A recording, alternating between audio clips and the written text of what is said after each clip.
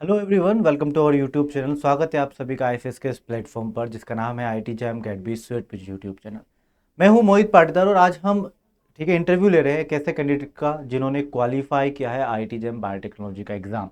ठीक है, तो बहुत कुछ आप सभी एस्पिरेंट को उनसे सीखने को मिलेगा, क्योंकि हम इंटरव्यू इसीलिए लेते हैं सो दैट आप जो हमारे जो एस्पिरेंट है आईटी जैम 2026 की तैयारी कर रहे हैं उनको पता चले कि कैसे क्वालिफाई किया जाता है, कैसे क्या स्ट्रेटेजी रहती है। ठीक है, क्या कोई टॉपर कैसा क्या रूटीन को फॉलो करता है सो दैट ठीक है आप उस एग्ज़ाम को क्वालिफाई कर पाए और एक अच्छा स्कोर लेकर आए। क्योंकि क्या होता है कई कई लोगों की कई दिनों की कई महीनों की कई सालों की मेहनत ठीक है आपको यूं ही मिल जाती है। क्यों? क्योंकि मैंने ये किया था तो आपको पता चल जाता है कि हाँ एज इट इज़ मैं ऐसा करके देखता हूँ। ठीक है, तो इससे बहुत कुछ सीखने को मिलता है। ठीक है, तो चलिए स्टार्ट करते हैं। तो फर्स्ट ऑफ ऑल हमसे जुड़ गए हैं कपिल देव। ठीक है, तो इन्होंने जी आईआईटी सर। जैम बायोटेक्नोलॉजी का एग्ज़ाम क्वालिफाई किया है, तो कॉन्ग्रेचुलेशन मैं बोलना चाहूँगा कपिल आपको। थैंक यू ठीक सर। Thank you sir. है ना? तो फर्स्ट ऑफ ऑल कपिल, मैं आपको बताना चाहूँगा कि ये जो इंटरव्यू कंडक्ट कर रहे हैं हम आपसे, तो thank you for the coming. और हम जो ये इंटरव्यू ले रहे हैं आपका, ये इंटरव्यू वो सारे एस्पिरेंट देखने वाले होंगे जो एस्पिरेंट आईआईटी जैम 2026 की तैयारी कर रहे हैं। ठीक है, ओके कपिल, तो first of all introduce yourself. Sir. Sir मेरा नाम कपिल देव है और मैं उत्तर प्रदेश से हूँ। अभी मैं छत्तीसगढ़ राज्य में गुरु घासीदास विश्वविद्यालय जो सेंट्रल यूनिवर्सिटी है, मैं बीएससी ऑनर बायोटेक्नोलॉजी के फाइनल ईयर में हूँ, पढ़ाई ओके। कर रहा हूँ। ओके, बीएससी ऑनर बायोटेक्नोलॉजी के फाइनल उसमें हो, फाइनल ईयर में हो आप। ठीक है, बहुत ही अच्छी जी सर। बात है। आप बायोटेक्नोलॉजी से ही अपनी बीएससी कर रहे हैं और आपने आईटी जैम बायोटेक्नोलॉजी का एग्ज़ाम भी क्वालिफाई किया है। ठीक है, बहुत ही अच्छी बात रही। और कपिल, आपने जब तैयारी स्टार्ट कब करी थी? मतलब पहली बार आपने जब ओपन किया हो सिलेबस, या पहली बार आपको कब पता चला था आईटी जैम एग्ज़ाम के बारे में? सर पहली बार तो पता हमको आईटी जम के बारे में तब पता था जब मैंने बीएससी में एडमिशन लिखाने का नाम लिखने का सोचा था। बीएससी बायोटेक्नोलॉजी जब पढ़ने का सोचा, अच्छा, तभी बीएससी के पता फर्स्ट चलने ईयर में ही आईआईटी आपको जम पता था? एग्जाम है। ओके। हाँ, जैसा कि आईआईटी जैम का एग्जाम होता है जो कि इंस्टीट्यूट के लिए उसमें एडमिशन ले सकते हैं मास्टर में। ओके। तो मैंने तभी सोच लिया, लेकिन जैसा कि मैंने मेरी पढ़ाई शुरू से हिंदी मीडियम से हुई है ओके। 12th तक की, और ओके। यहाँ पे बेसिक पढ़ाई इंग्लिश मीडियम की, तो शुरू से मैंने कुछ स्पेशल इसके लिए पढ़ना कुछ नहीं किया। मैंने अपना सेमेस्टर का ही पढ़ना शुरू किया। फर्स्ट ओके सेमेस्टर से कपिल। मैंने जैसे कि जो भी पढ़ाया जाए, जो हमारा कोर्स था, सिलेबस था, उसी को पढ़ना शुरू किया मैंने। ओके। और उसी को पढ़ना समझना हमारे लिए शुरुआत में काफ़ी कठिन था, क्योंकि मैं हिंदी मीडियम से और इंग्लिश मीडियम का पढ़ना सुनना, प्रोफेसर आ रहे हैं इंग्लिश में बोल रहे हैं, बाकी काफ़ी ओके। सपोर्टिव, उन्होंने भी हिंदी में बोलने की कोशिश किया, समझाने की कोशिश किया। और ओके। तो समझते समझते हर एक सेमेस्टर में हमारा इम्प्रूवमेंट खुद का होते गया कि इंग्लिश का मैं लास्ट में आते आते कम से कम पढ़ने और समझने लगा, और आखिर में मैं क्वेश्चन भी करने लगा इंग्लिश का। तो जब लास्ट सेमेस्टर तक मेरा, फिर सेमेस्टर के बाद एग्जाम है जो आई टी जैम का, तो मैं काफ़ी हद तक इंग्लिश मतलब कि समझने लगा, पढ़ने लगा, तो क्वेश्चन कर पाया हूँ। नहीं तो उससे पहले मैं इंग्लिश का क्वेश्चन करने का सोच भी नहीं सकता था बीएससी से पहले। जैसे न कि हमारा इंग्लिश था, तो बीएससी में मेरा काफ़ी इंप्रूवमेंट हुआ कि मैं इंग्लिश में ही पढ़ना, इंग्लिश में सुनना, इंग्लिश में ही क्वेश्चन करना, इस सबको करते हुए, और इसके लिए कोई स्पेशल तैयारी नहीं किया मैंने।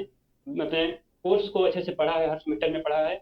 और जब ऐसे पढ़े रहते हैं, तो जब हम जाते हैं एग्जाम में बैठते हैं, या फिर उससे पहले जब हम तैयारी करते हैं, तो मॉक टेस्ट और क्यूआईक्यू बहुत जरूरी चीज़ होता है। वो क्योंकि डेफिनेटली। हमको उस फील्ड के बारे में ज्ञान देता है कि कहाँ से क्वेश्चंस आ रहे हैं, और लगभग लगभग पता चल जाती है कि क्या क्वेश्चन आ रहे हैं, किस टॉपिक से आ रहे हैं। और उस टॉपिक का क्वेश्चन करने के जब हम पहले समझे रहते हैं, भूल तो गए रहते हैं, जाहिर सी बात है, 2 साल 3 साल पहले का पढ़ा हुआ है, और भूल तो गए रहते हैं, लेकिन हमको रिवाइज रहता है, समझा हुआ रहता है, तो देखते हैं तो याद आ जाता है। और कुछ कुछ दिमाग में क्वेश्चन फिक्स भी हो जाते हैं, जैसे कि जब मार्क टेस्ट देते हैं या फिर प्रैक्टिस करते हैं, तो जो क्वेश्चन हम पढ़े तो रहते हैं लेकिन क्वेश्चन नहीं कर पाते हैं, लगता है तो पढ़े तो है नहीं कर पा रहे हैं, क्वेश्चन मतलब इस तरह से है, तो उसको समझते हैं। और अपने चिंता के अनुसार अगर सही से समझ पाते हैं क्वेश्चन, तो अच्छे से कर पाते हैं उसमें। तो ज़रूरी चीज़ें हैं सब मार्क टेस्ट IQ। जी sir. Okay. Okay. Okay Kapil Dev, बहुत ही शानदार बात कही है आपने। जैसे कि आपको बहुत ज़्यादा स्ट्रगल भी फेस करना पड़ा, तो मैं सभी एस्पिरेंट को बताऊंगा जैसे कि कपिल का आईटी जैम बायोटेक्नोलॉजी का एग्ज़ाम क्वालिफाई किया है, तो इन्होंने स्टार्टिंग में सबसे बड़ी चुनौती जो इनके सामने थी वो ये थी कि ये हिंदी मीडियम थे 12th तक। तो अब इन्हें पहले तो इंग्लिश भी सीखनी थी, तो अपनी बीएससी के दौरान इन्होंने इंग्लिश भी सीखी, और बीएससी के दौरान ही इन्होंने आईआईटी जैम बीएससी के फाइनल ईयर तक आके आईआईटी जैम का पेपर दिया और उसे क्वालिफाई भी किया। ये बहुत ही अपने आप में एक बहुत बड़ी बात है, क्योंकि दोनों चीज़ों को साथ में करना थोड़ा सा और मैं तो कहूँगा कि बहुत मुश्किल भी होता है कई सारे एस्पिरेंट के लिए। तो बिल्कुल बहुत ही मेहनत करने के बाद इनका ये एग्ज़ाम क्वालिफाई किया, और ऑब्वियसली कोई भी एग्ज़ाम हुआ मेहनत तो मांगती है एग्ज़ाम। ठीक है, जैसे कि कपिल जी देव ने सर। बताया कि सेकंड उनको पीवाईक्यू और मॉक टेस्ट इन्होंने बहुत लगाए हैं। ठीक है, तो बिल्कुल ये ज़रूरी है, PYQ mock test question practice करना ज़रूरी है, सो दैट हम अब ठीक है हमें ये एनालाइज होता है कि किस टॉपिक से क्वेश्चन पूछे जा रहे हैं, कहाँ से एग्जामिनर किस तरीके के क्वेश्चन उस कॉन्सेप्ट से उस टॉपिक से फ्रेम कर सकता है, ये हमें ज्ञान होना ज़रूरी है। ठीक है, क्योंकि हम उसके अकॉर्डिंगली पढ़ते हैं फिर, राइट। तो जी सर। बिल्कुल सही कहा कपिल आपने, और ऐसा सारे एस्पिरेंट को करना भी चाहिए, क्योंकि विदाउट क्वेश्चन सॉल्व हमें पता ही नहीं होता है कि किस टॉपिक से क्वेश्चन पूछे जा रहे हैं और उस टॉपिक से किस तरीके के क्वेश्चन फ्रेम होते हैं। तो बहुत ही अच्छी बात है कपिल। और घर पे सब कैसा फील कर रहे हैं आपको लेकर?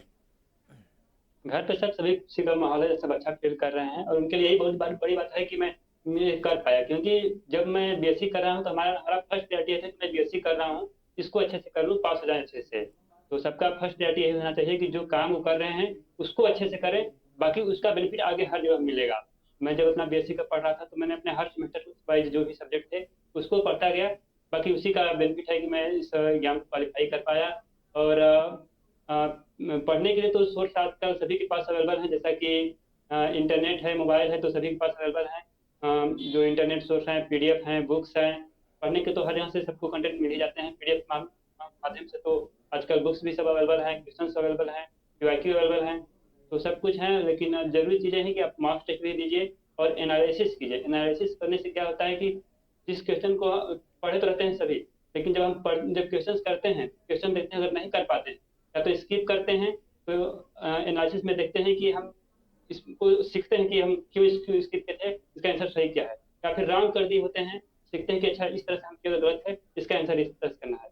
वो क्वेश्चन समझने का उसका बढ़ता है, प्रैक्टिस करने से क्षमता बढ़ती है। और अगर सही करते हैं, अगर इनोवेट करके या फिर जैसे भी अगर सही करते हैं, जो हमको थोड़ा सा टाइम लगा था करने में, अगर उसको भी अगर हम सही भी कर दिए हैं तो उसमें समझ आता है कि हमको इसका आंसर क्या सही है।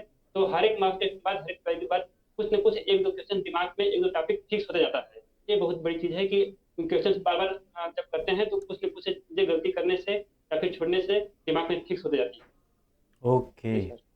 तो बिल्कुल कपिल ने बहुत ही अच्छी बात कही। मैं सारे एस्पिरेंट को यही बताना चाहूँगा कि देखो, ये बातें हम आपको काफ़ी टाइम से बताते हैं, ठीक है, कहीं ना कहीं हम काफ़ी टाइम से आपको ये सारी बातें बता रहे हैं, पर जिसके मन में, जिसने ये ठान लिया, जिसने ये बातों को अच्छे से समझ लिया, जिसके मन में ये बैठ गया है, ठीक है, वो प्रॉपर और वही रैंक लेकर आता है, वही आईआईटी जैम के एग्ज़ाम या कोई भी कॉम्पिटिटिव एग्ज़ाम को क्वालिफाई कर पाता है।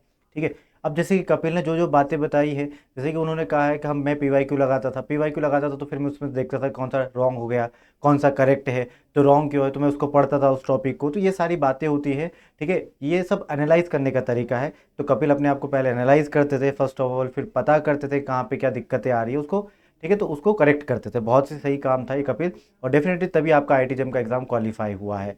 ठीक है, कपिल आपने कहा जैसे कि आप इंटरनेट का फ़ायदा उठाया आपने, और कई सारे एस्पिरेंट का, क्योंकि सोर्सेज हर जगह अवेलेबल है, तो इंटरनेट या फिर आपने कहा कि आपने पीडीएफ बुक से भी पढ़ा है, तो ये मतलब कहाँ से अरेंज करते थे आप बेसिकली? जी सर। बहुत सारे सर पीवाईक्यू जो है कि आप तो गूगल से सर्च करेंगे तो मिल जाएंगी। और जैसा कि मैंने भी आपका आईएफएस एक थ्रू वहाँ पे पीवाईक्यू और क्वेश्चन टेस्ट सीरीज जो अवेलेबल था उसका मैंने प्रैक्टिस किया है। और अच्छा, बुक्स का सर आईएफएस के सिलेबस का उससे तो मैंने पीवाईक्यू और सेमेस्टर क्वेश्चन सेमेस्टर प्रैक्टिस किया किया है। है। ओके ओके ओके, आगे? जी सर। ओके, और क्या? सर मैं सेमेस्टर जब पढ़ा था तभी मैं बुक्स से पढ़ा हूँ, और जो पीडीएफ होते हैं सर बुक्स के, वो भी अवेलेबल गूगल से या फिर सोर्स के माध्यम से किसी न किसी को मिल जाता है। जी सर। ओके, तो आपने सारे क्वेश्चंस आईएफएस के उस प्लेटफॉर्म से किए हैं, पीवाईक्यू और अदर क्वेश्चन जो प्रैक्टिस क्वेश्चन सब वहीं से किए हैं, ऐप से हमारे, जी राइट? सर। जैसा ओके कि सर हमारा फर्स्ट सेमेस्टर से फिफ्थ सेमेस्टर तक हमारा तो फर्स्ट प्रायोरिटी अपना सेमेस्टर ही रहा है। तो फिफ्थ सेमेस्टर का एग्जाम 20 जनवरी तक खत्म हो गया था, तो दो ओके फरवरी को अपना एग्जाम था। तो 10 दिन का जो गैप था उसी बीच मैंने अपना ये सब पीवाईक्यू और मॉक टेस्ट किया है, और ऐसा हुआ। और सबसे जरूरी चीज़ है कि जो आप काम कर रहे हैं उसको करें, और जिसका एग्जाम देना है उसके मॉक टेस्ट और पीवाईक्यू करें, और उससे आप उस फील्ड में चले जाते हैं कि क्या क्वेश्चन आ रहे हैं और कहाँ से आ रहे हैं। सिलेबस सेम, लेकिन क्वेश्चन का पैटर्न हर जगह अलग अलग रहता है, टॉपिक अलग अलग रहता है, और क्वेश्चन का तरीका, ये जरूरी चीज़ है कि उसका आप एनालिसिस करें। ओके ओके ओके, तो जैसे कि आप सभी को बताया, कपिल देव ने बहुत ही इम्पोर्टेंट बात कही, आपसे कई सारी बातें कही हैं उन्होंने, तो बिल्कुल बहुत ही सही और तरीका उन्होंने बताया है, क्योंकि इसी ये तरीका आप अपनाते हो तभी आप एग्ज़ाम को क्वालिफाई करते हो। तो डेफिनेटली बहुत ही अच्छा रहा कपिल, आपने आपका एक्सपीरियंस मुझे बहुत ही अच्छा लगा। और आपने जो हमारे एस्पिरेंट को बताया बहुत सारी बातें, ये भी बहुत ही बात जो हम अभी डिस्कस करी है वो बहुत ही महत्वपूर्ण बातें हैं सारी की सारी। इस पर ठीक है, हमारे सारे एस्पिरेंट जो हैं वो ध्यान देना ज़रूरी है उनका। ठीक है, तो thank you for joining us Kapil Dev, and thank you you all, ठीक है, फॉर वॉचिंग दिस वीडियो, क्योंकि इससे काफ़ी कुछ सीखने को आपको मिलने है। ठीक है, that's all from thank you. My end, thank you so much for joining this session, bye bye, take thank you. Care and thank happy learning, guys. Bye bye, everyone. You.